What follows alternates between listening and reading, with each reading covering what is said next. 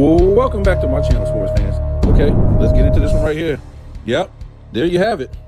Let's nip this thing in the bud before it gets out of control, right? LeBron James going to the All-Star game at 40 years old, and they're going to act a fool. They're going to act crazy like nobody ever have been to the All-Star game at 40 years old, right? And they're just going to go nuts, folks. It's something that they're going to act like it's something they've never seen before. And we all know Michael Jordan's, his All-Star game. Not going to say it was the best, but it was one of the best. We think maybe top 5, right? Michael Jordan's All-Star game at 40 years old maybe was top 5. I don't know where you guys want to rank it, but it was off the chain. So in this video, you don't want to miss it because we're going to get deep into it, right? We're not just going to talk about the All-Star game. We're going to talk about everything that was surrounding 2003, the pop culture, everything. We're going to talk about that because, like I said, we're going to blow this thing up before it even starts with this LeBron James going to the All-Star game at 40 years old. So as you see on your screen right here, Michael Jordan All-Star game at 40 years old. In the West is Dirt. Wait for this. You got the West, Dirk Nowitzki, Shaq, Gary Payton, Stojakovic, who is in replacement of Chris Webber. So you got to think about Chris Webber too. Kobe Bryant, Kevin Garnett, Tim Duncan, Yao Ming, Stephon Marbury, Sean Marriott, and Steve Nash. Woo! Those are some grown ass men. Some grown men, folks. Those aren't men flopping around. Those aren't men crying. Those aren't men that's scared to play positional basketball. These aren't skinny three-point shooters. These are grown men, right? And most of them are all-time greats. And I think I missed one. Stevie Francis is in here, right? So you got Michael Jordan for the East. Michael Jordan, Jason Kidd, Vince Carter, Paul Pierce, Ben Wallace, Jermaine O'Neal, Brad Miller, Elgauskas. Who is this? Antoine Walker, Jamal Mashburn, and Tracy McGrady, all grown men. They weren't flopping. They weren't begging the league to cut out to cut out the defense. Right? They weren't begging for that. They were playing a positional game. They weren't flopping around the court. These are grown men. These are grown men right here. Who did I forget to call the name? I think I forgot Allen Iverson. So Allen Iverson, his name's not on here, but of course he's on there. You can see Allen Iverson. So these are grown men. These are grown men wanting to play defense, wanting to play positional basketball, wanting to play competitive basketball. And what I dare you to do is you go to the All-Stars of this year in the East, in the West, and have a good laugh in 2025. Also, what I want you to notice is you don't have a lot of guys on here past their prime. For the most part, these are young guys. Right? So you could say anybody on here that is older, guess what they did? They earned it. They played defense. They played offense. They played at a high level to make the team.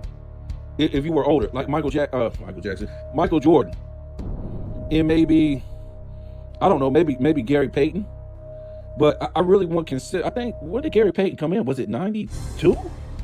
So I mean, yeah, he's past his prime, but I mean, come on, this isn't like his 15th year or anything like that. So, you know, even him, he earned it, right?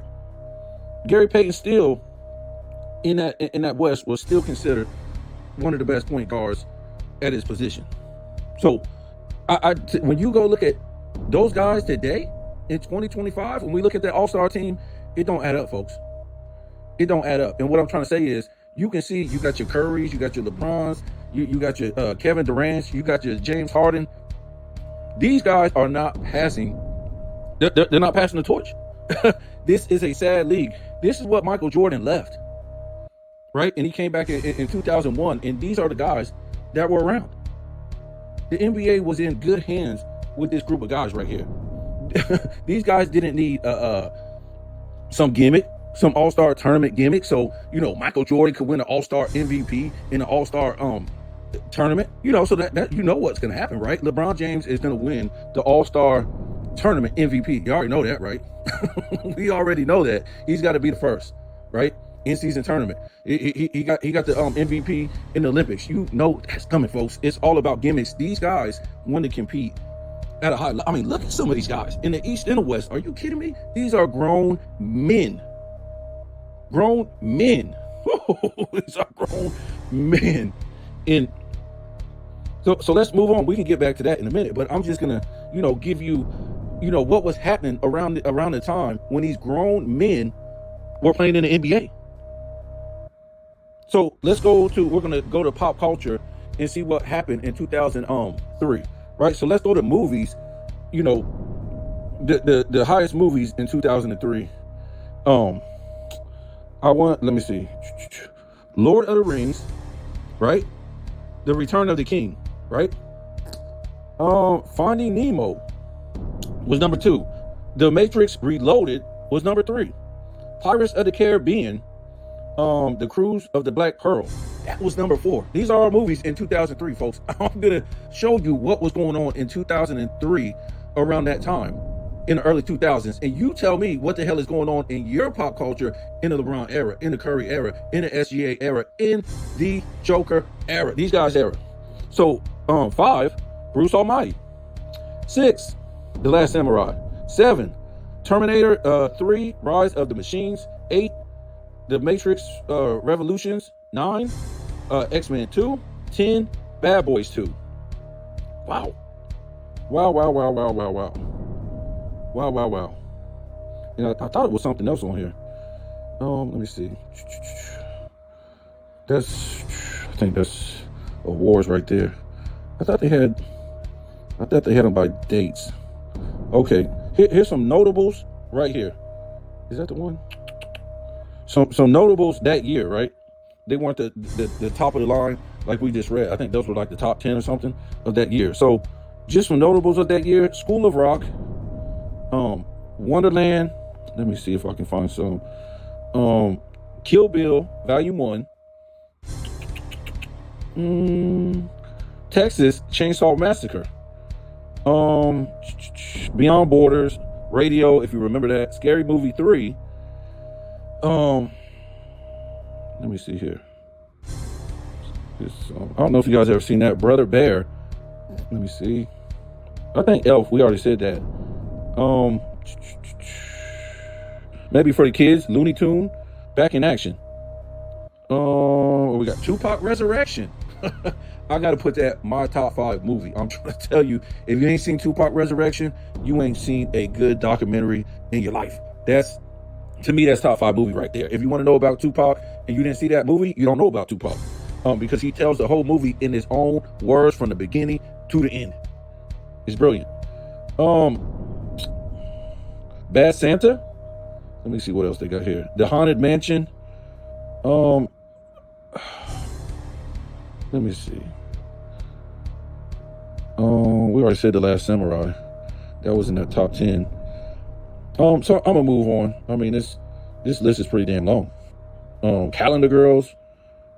I just don't see nothing else.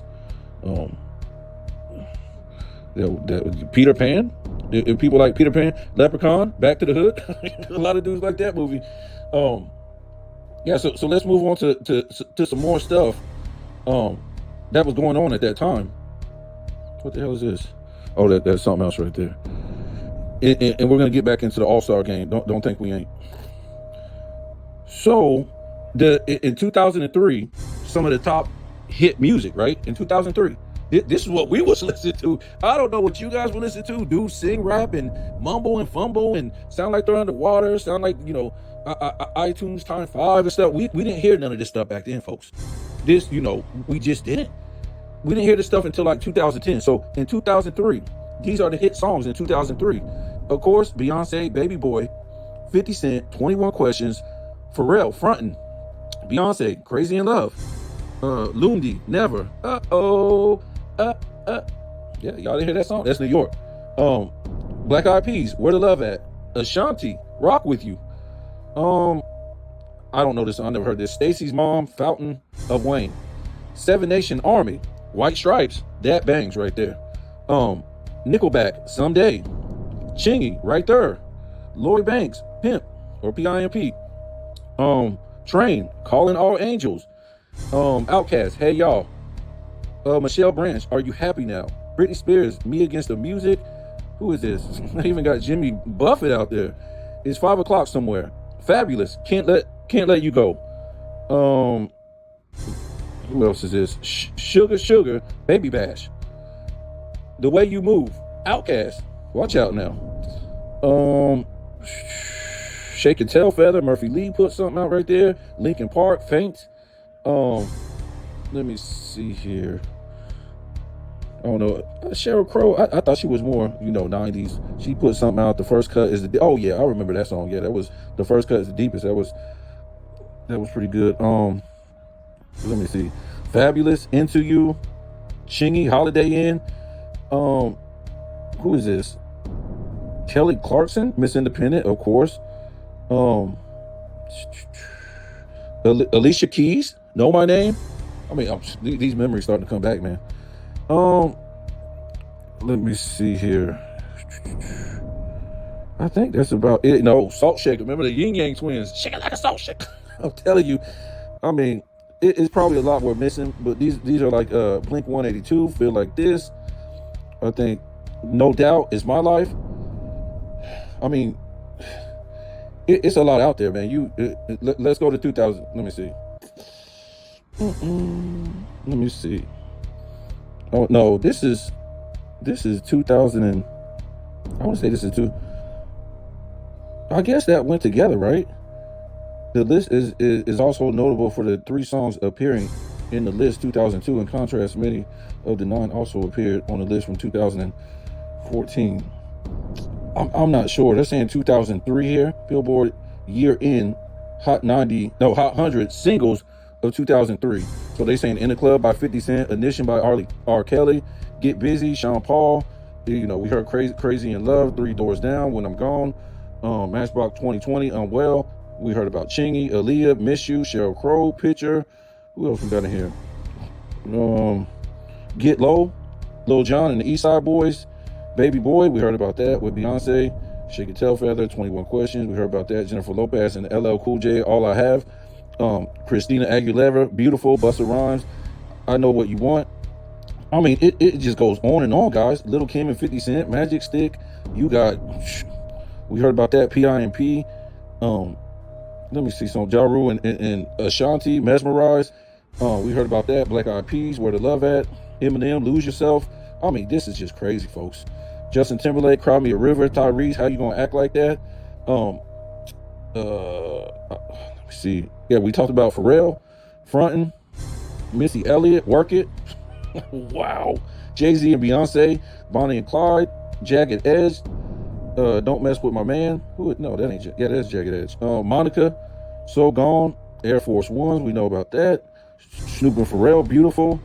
Wow, they was just dishing out the hits. Like, I'm trying to tell you, folks, that's probably why it was nothing left in it. When we went to 210s, if you listen to the music from 2000, I promise on everything, folks, if you listen to the music from the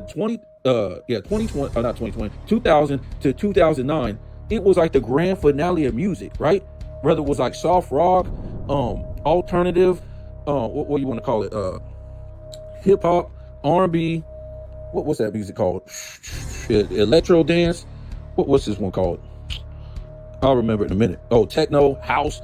It was like the grand finale, for real, of all of music from 2020 to 2009. That's why when 210 came, they was baffled what to do, because they lit it on fire. They lit it on fire. Genuine in them jeans. Excuse Me by Jay-Z. I mean, it just goes Shania Twain, Forever and Always, Nas, I Can. This is just crazy, man. I mean, if you guys seen this list, it's just like, whoa, what the, it's crazy. Tupac, Thug Mansion is on here. It's just, I could just go on and on, man. This is nuts. You wouldn't even believe it. But let's get up out of there and get back into this real quick.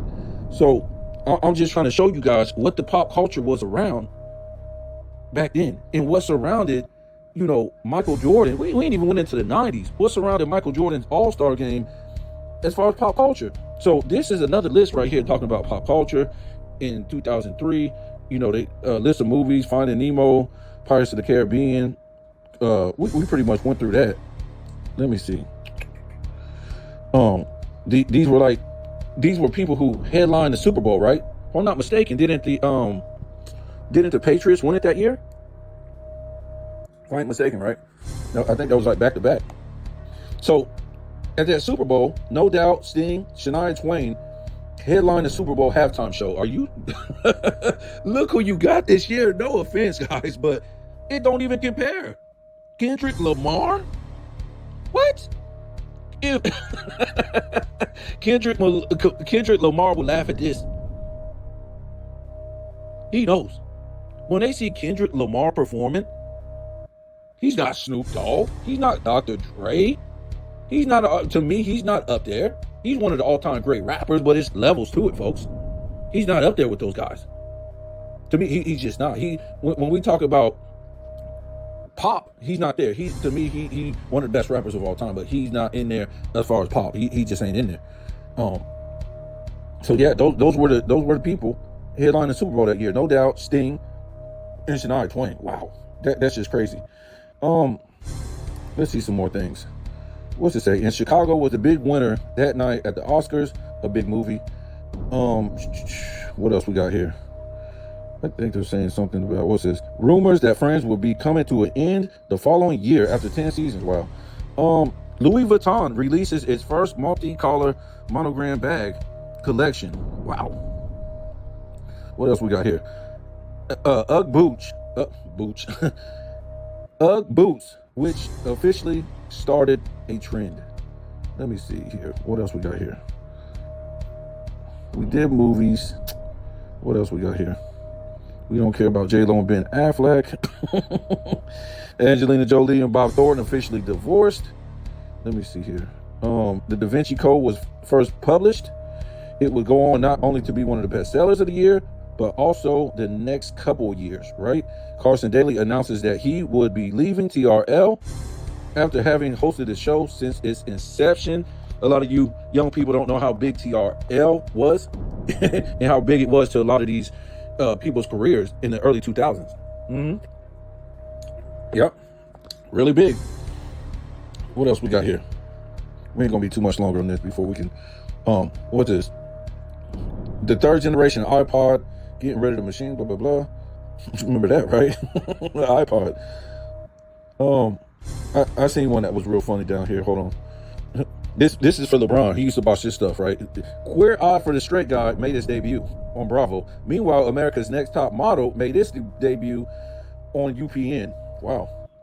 What else we got here? Ruben Studdard wins season 2 of American Idol. What else we got here? I mean, this is stuff I'm trying to tell you. We were here when a lot of this stuff started. The originality of stuff. And now they're either trying to keep it going or they're trying to do like a copy of it, mock it or something like that. There's no originality. In the 2010s and 2020s, they have no originality, folks. Everything that was coming out was basically originality. What's this? We have Get Rich or Die Trying by 50 Cent was the biggest selling album of the year. Wow, also had the biggest song of the year in the club. While Beyonce debuted solo single Crazy in Love, would feature Jay-Z. We heard about that. What is this? This really don't matter. I think that this was a reality show between Nicole Richie and Paris Hilton. They don't know about 2000s pop culture, man. The sitcoms, the music, the movies. It was just like they was carrying greatness from the 90s. It wasn't disappointing. The people that came from the 90s that was already there were great music artists. Jay-Z, Busta Rhymes, Beyonce. These people like that, Nas, and they just carried it on to the 2000s, Missy Elliott, and then you got your new people like DMX and I didn't hear no DMX here. The DMX that, you know, even Snoop and them came in, and, you know, Dre continued to come in. You had Nelly and 50 Cent, and man, this thing just kept going, man. I'm just saying mostly, you know, R&B and hip hop, because, you know, that's mostly what I listen to, but, you know, country, soft rock, techno, everything was big in the 2000s too. So it just continued. And lastly, Madonna and Britney Spears shared the kiss during the VMA in 2003. Y'all ain't got no pop culture, man. Not like this. Y'all ain't got Justin Timberlake, ripping Janet Jackson's shirt off. Y'all ain't got Michael Jackson, holding a baby from the damn balcony. You ain't got no Pat Williams appearing and doing his first stand-up and doing all the stand-ups through the 2000s or the Dave Chappelle. Y'all ain't got that, folks. Y'all ain't got that. Y'all ain't got that, man. Y'all ain't got the pop culture we had in the 90s, the 80s, all this stuff. So this is what I'm saying, man. This was what was surrounding the 2000s, and you can see the guys that Michael Jordan was able to play with in those early 2000s, right? These are he laid the groundwork with all these other great players in the 90s who got it from the 80s, and guess what? They carried on the greatness in the NBA. The 210s didn't, and LeBron started it. He says, "I'm gonna cheat to win. I'm gonna cheat." Tim Duncan didn't have to cheat to win. Kobe Bryant didn't have to cheat to win. It's okay. Go play with another superstar. Get it done, bro. That's all most of these guys ever needed was one more superstar. And get you an old decrepit superstar, like some of them did. But you can't get two superstars in their prime and shut down the whole damn East. It don't work like that, folks. What did Tim Duncan do? And we was talking about this yesterday. And the LeBron fans, they don't get it, man. They're just beside themselves. They just, there's no way this guy can't be a top 5 player. Just no way. You're looking at stats. You're looking at stats. Tell me the game that he has that makes him all-time great. Just for one. Is he a good free throw shooter? Does he have a good paint game? And don't tell me, from now, I'm talking about career-wise. Does he have a good paint game? Don't do that. He's basically responsible for turning the league into a positionless league, right? What about, can he shoot free throws? Nope. How about, can he shoot the 3? Good for his career? Nope. What about the mid-range? Nope.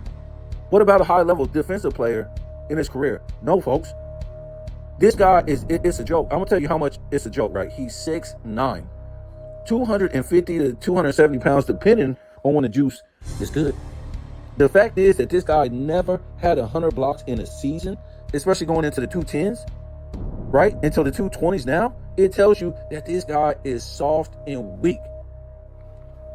I mean, LeBron did not play in a no-touch era for the most part, right? So when they cut out the defense in 2005, these are guys, a lot of these guys were coming out in the 90s. Some of them still had the 90s mentality. Say they didn't even play in the 90s. They still was playing, for the most part, playing college basketball in the 90s, right? Maybe high school basketball in the 90s. So they just knew physical defense. And it just tells you something, that it was, the 2000s was one of the slowest paces ever, if not the slowest pace of all time.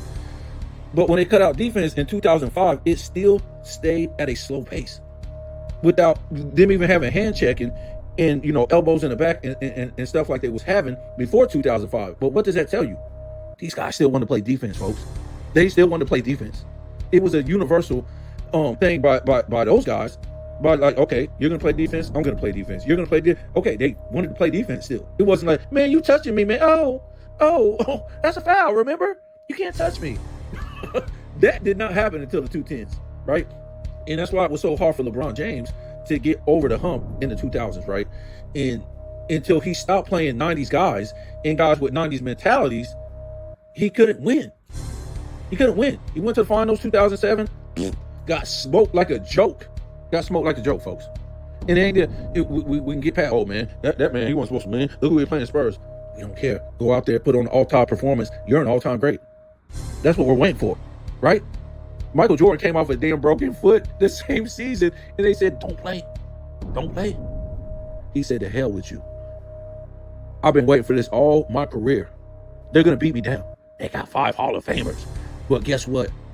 I'm going to go out there and put on an all-time performance in Boston Garden. Oof, that's tough. Put up 63 and average 43 in the damn playoffs against 4 top 75 players and 1 Hall of Fame player on the same team. That's what Mike did. You think LeBron was up against that challenge that Mike had to go up against in the first round, in the best of 5, that LeBron had to go against with the Spurs? Manu Ginobili, a 6 man? Well, we know he smoked LeBron in the Olympics, but still, Tony Parker? Tony Parker just came on the damn scene. Big shot Bob Orry got his 7th ring on LeBron James. I mean, woo. So these are the things he could have did, folks. He could have went out there, here go a 50 piece on y'all. We ain't got a chance, but it's a 50 piece. Nope.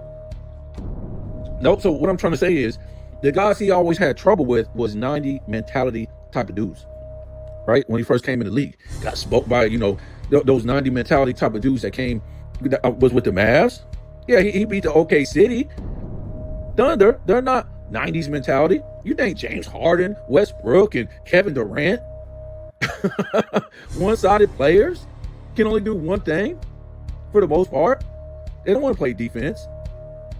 And then he plays the Spurs again and gets smoked again, barely beat the Spurs again. He needed a super team to play the Spurs. That's what his teammates don't get. This guy is playing with super teams. He playing with teams that drafted guys through the draft. I thought he wanted to be like Michael Jordan.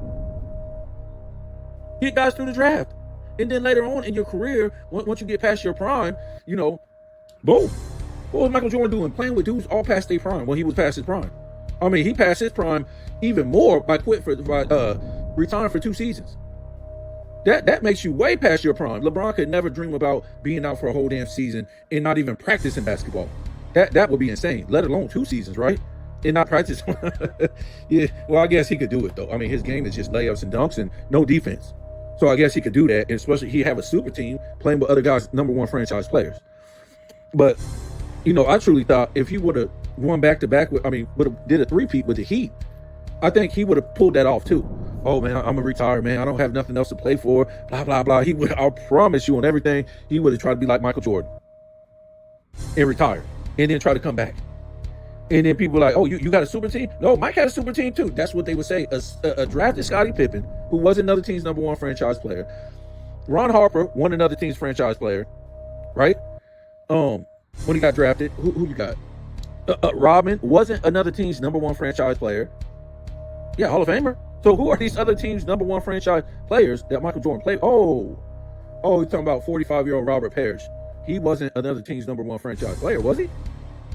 Not that I know of. Let me know. So, yeah, that's about it, man. Just make sure you keep this video on tap on the All-Star weekend, and we can talk about some other stuff that was going on. I mean, the star-studded people that was there was just saying it was. I can't even speak. Was just insane, right? You have Mariah Carey doing her thing, literally singing to Michael Jordan. Mariah Carey in her prime, singing to Michael Jordan. Wow, that's just nuts. And if I'm not mistaken, I think didn't he cry or something like that during that whole thing? I'm not for sure. But that thing was great, man. All the stars was there. Ooh. I think what's his name? Richard. Let me see if I can find his name real quick. Oh yeah, Jason Richardson won that dunk contest. One of the great ones, right? You had Amari there, Desmond Mason, Richard Jefferson was there. You had Stojakovic, he won the 3-point contest. Who was in there too? Wesley Person was in there in the 3-point contest. Brett Berry, I think David Wesley, Antoine Walker. I mean, are you kidding me? Go back and look at that dunk that Jason Richardson did from the baseline. We thought that might have been the greatest dunk of all time at the time. We thought that was the greatest dunk of all time at the time. Michael Jordan hitting the game winner over Sean Marion. And I think, what happened? I think Kobe Bryant, I think he got fouled, didn't he, or something like that? He went to the free throw line, and they either went to overtime and won it, or they won it in regulation or something like that. But Kobe Bryant spoiled that whole damn thing. And that's what we're talking about, competitiveness. That's what we're talking about, dude. Kobe Bryant didn't give a damn about no Michael Jordan. Him and Michael Jordan was best friends. Like father and son. And he did not give a damn. He could have just said the hell with it. Mike got the MVP, boom, bam, they won. Dudes were just competitive back then, man. They didn't give a damn. That the first half was playing around. Then when it got to the fourth quarter, or maybe the second half, it was all money. Michael Jordan gonna put on a show. These guys are gonna go toe to toe. Mike ain't gonna look at that shot from Shawn Marion. Nobody knows how Michael Jordan got that shot off and it hit. Shawn Marion was in his damn mug. So you see all the players. I mean, these are I just can't even like explain to you how it got to this. Whether it's the NBA or just pop culture in general. But when we talk about the NBA and we look at pop culture today, you see there's nothing there. There's nothing there.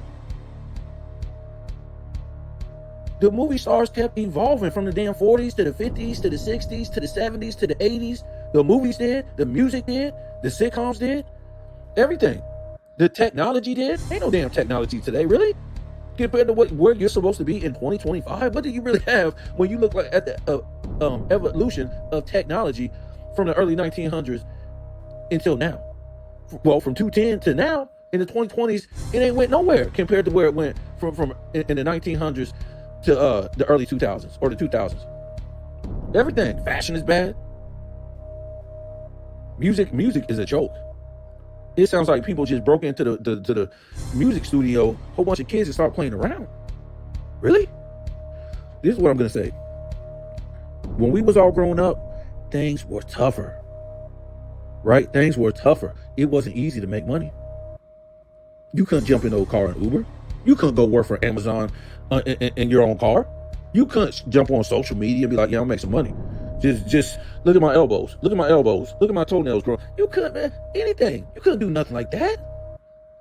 So when I say things were tougher, you notice that only the best of the best was at the top of everything. Whether it's movies, music, sports, sitcoms, fashion, it was only room for the best. The people behind the scenes were the best. It's not like that, folks. No, we don't know what happened. And I'm just trying to tell you that a torch was always passed from every generation, every decade. So it was like, oh man, the 80s was trash, man. The 80s didn't say, man, them 70s was trash, man. 70s didn't say, man, them 60s is trash, man. 2000s didn't say, man, them 90s was trash. Didn't say that. Because we had greatness in all those eras. It was greatness. So we didn't have to compare and say, man, look, they ain't got what we got, man. Look what they had back then, man. No, we just knew what. For example, the 50s was carrying on the greatness from the 40s, and so on and so on. The 70s was carrying on the greatness from the 60s. The 90s was carrying on the greatness from the 80s. If it was no greatness before you, what do you have? And that's why we didn't diss other eras. We was thankful that they had greatness. Now, they don't have no greatness now. So when you look at the NBA and you're starting to look at that in music now, they're starting to diss past eras because they have no greatness. Especially in the 2020s. You look at the 210s, they was confused as hell. Like, where do we go? What they did in the 2000s was like the damn grand finale. Where do we go? Where do we go? They didn't go nowhere. They started going backwards in the 210s. So when you got to the 2020s, they didn't know what the hell to do but start lying. Especially in the NBA. Start lying. That's what they start doing, folks. They start lying. People like Nick Wright, Shannon Sharp, all these, they start lying, folks. They start lying. And it might start happening in the NFL if Mahomes wins this GOAT debate, because I'm not even going to say it. I'm going to save it. I'm going to save it because I don't want nobody stealing myself. But this is what they're going to do, folks. They're going to start saying the same stuff. We didn't have to do it. We were just carrying on greatness. And the greatness, you know, after us, we'll be like, well, I appreciate it. We're going to keep carrying on greatness. I'm just trying to talk to you like a man, a person, and this ain't just some platform. We're being for real. I can enjoy music from the damn 60s. I know nothing about the 60s. I wasn't even there. And 60s music was nothing like the music I grew up on. Yep. I can enjoy the sounds, the instruments, people speaking English. Now, as far as different ethnicities, I'm talking about you can understand what these people are saying. There's real instruments. There's real people. Just everything, man. I can't even listen to the music. I haven't listened to the music in the 210s. It's horrible since the 210s. I just heard all the music that happened in the the 2000s, the 90s, the 80s, and then the 2000s came. I'm like, what is this? You you ain't carried on greatness. You ain't carrying on greatness. I'm not singing with rappers. I'm not mumbling around. I'm not I'm not doing that. I'm not listening to dudes that's supposed to be 25 years old and they sound like little children. And then they make up excuses. Oh, well, Ben, they're young. What you expect? Well, Kumo D was young at the same age. Tupac was young. Nas was young. LL Cool J was young. Salt Pepper was young. Busta Rhymes was the same age. All these people, Snoop Dogg, all the rappers, all the singers, and they all sounded like grown men and grown women, and they all looked like grown men and grown women in appearance. You ain't gonna talk about you gonna do all this to me, and then when I show up and see you, you look like a little baby. You never thought about that when you seen them dudes back in the day. They were saying all this stuff, and they didn't show up, and they look like little babies. Like, dude, did you even hit puberty yet? I'm scared to even talk to you. I'm talking to a damn minor. Get the hell up out of here. So, you guys tell me what you think. Somebody said, what are they gonna do? Serenade me? All these dudes out here singing. Like, what are you gonna serenade me to death?